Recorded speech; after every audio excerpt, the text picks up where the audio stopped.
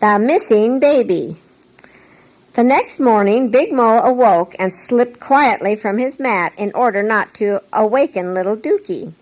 He bathed his face and oiled his hands, which were healing fast. He saw that the bamboo gate in front of the door was up to keep out prowling animals, and then he hurried to the cattle enclosure. If Dookie should awaken and cry, he would hear her. Cola would soon come to take the cows to graze. Again, the mother cow and Spindly Legs would remain in the enclosure. He would give the mother some jungle grass and water. Well, Spindle Legs, you will soon be strong enough to go down to the grasslands with your mother. Someday you will be a cow. When Big Mo finished milking, he went to the house, set the jar on the hard earthen floor, and reached for a strainer. Suddenly his heart seemed to stand still. He looked at the mat, but the baby was not there. He looked around the room. Something must have taken her. Since he had put up the bamboo gate, it must be a person. A big lump rose in his throat. Who would have taken his baby? Not Cola. He would be afraid of the spirits. The charm doctor? Big Mo clenched his fists. If he has taken her from me or harmed her in any way, spirits or no spirits, I will break every bone in his body. Big Mo went outside to look. Far down the hill path, he saw someone carrying something. Without hesitation, Big Mo started forward, taking big strides. Whoever it was became frightened and quickly disappeared in the jungle brush. Mo followed, pushed aside the tangled bushes, and found a small woman crouching there with Dookie clutched tightly in her arms. "Who are you? Why did you take my baby?" he cried, dragging the woman out onto the path. He took the tiny bundle from her, saying, "What right have you to take her? She is mine, I tell you, mine." Meekly the woman stood looking up into the angry face of the big man. "I know you must be very angry with me," she said, "but will you let me tell you my story?"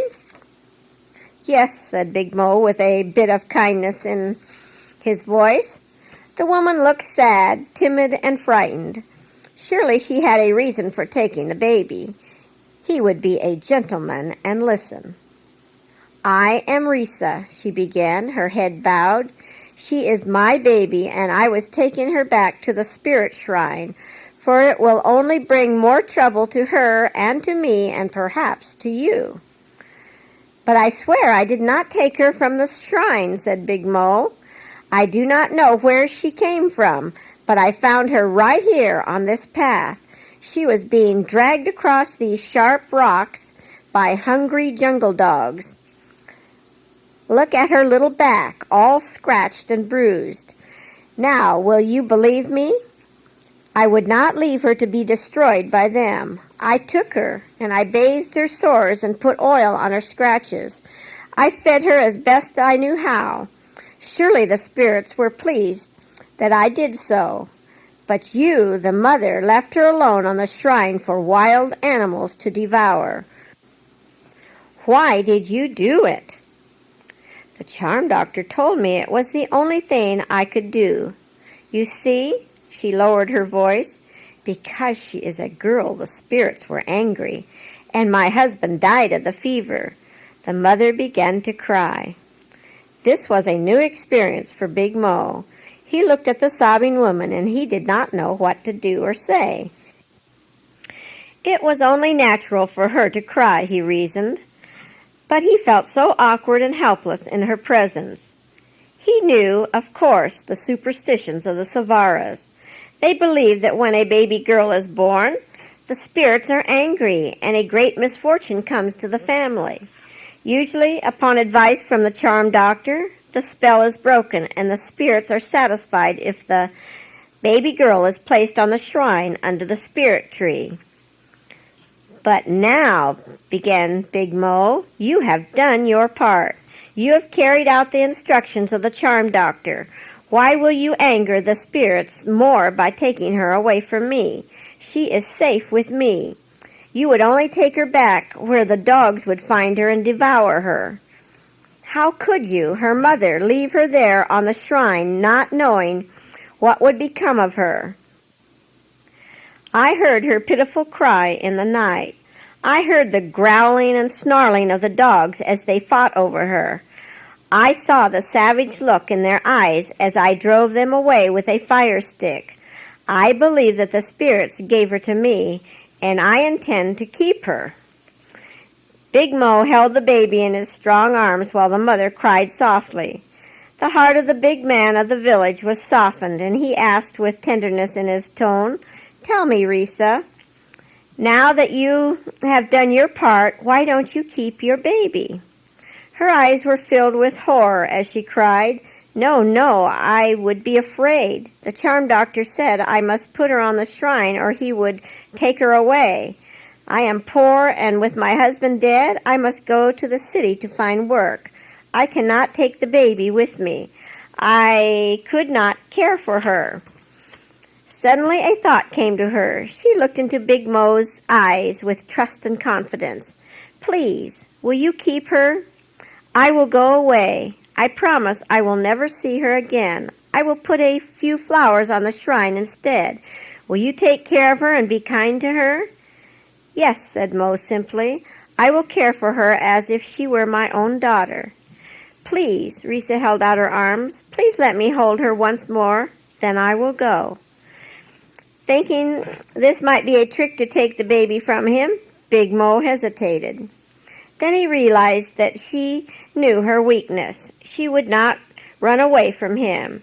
So he placed the bundle in her arms, and the mother held her child for a brief moment. Then she put the baby back into the man's arms and ran down the path. "Wait, Risa, come back," called Big Mo. But the woman did not even hesitate. On she ran until she was out of sight beyond the big rocks. Tenderly Mo carried Dookie back to the house. He held her lovingly against his bosom. Now she was really his, for the mother had given her to him to raise. Surely the spirits were satisfied. How carefully he would guard her. He would never leave her alone in the house again. There might be other dangers, wild animals or snakes or scorpions. He would guard her every moment. She was a special gift to him. He would take a present to the charm doctor this morning when he carried the milk to the village. Big Mo put Dookie on the mat, strained the milk into the jars, and then prepared some warm milk in a coconut shell. By this time, little Dookie was crying for her breakfast. "Here you are, my precious one," said Big Mo, taking her in his arms and feeding her slowly. Just a few drops at a time. "I know you are hungry." Before he had finished feeding Dookie, Cola came for the cows. "Cola," called Big Mo from his seat on the floor, "will you throw some jungle grass to the mother cow? Then come into the house and I will give you your wages." By the time Cola was ready to leave with the cows, Dookie had finished her breakfast. Big Mo placed her on the mat, took down his money box, and counted out the amount he owed Cola. He added some extra coins as he placed them in Cola's hand. "Rupees and annas?" exclaimed Cola with a big smile. "This is more than my wages." "Because of the baby," said Big Mo. Then he added, "Your wages will be more next week, too, because you will be taking the mother cow and little spindle legs to the grasslands." "Thank you," said Cola. "You are a good friend." He tucked the money into the folds of his garment, waved his goad stick in the air, and hurried to overtake the cows. Big Mo watched him go. Then he went to the corner of the room, lifted the big gourd from the peg, and took a little drink. It had been some time since he had tasted rice liquor, and it seemed to stimulate his whole body with a glowing satisfaction. He was so happy. He would celebrate. The baby was his to keep. The headman of the village had said so, if he would cut down on his drinking. He replaced the gourd on the peg. One small drink would be enough.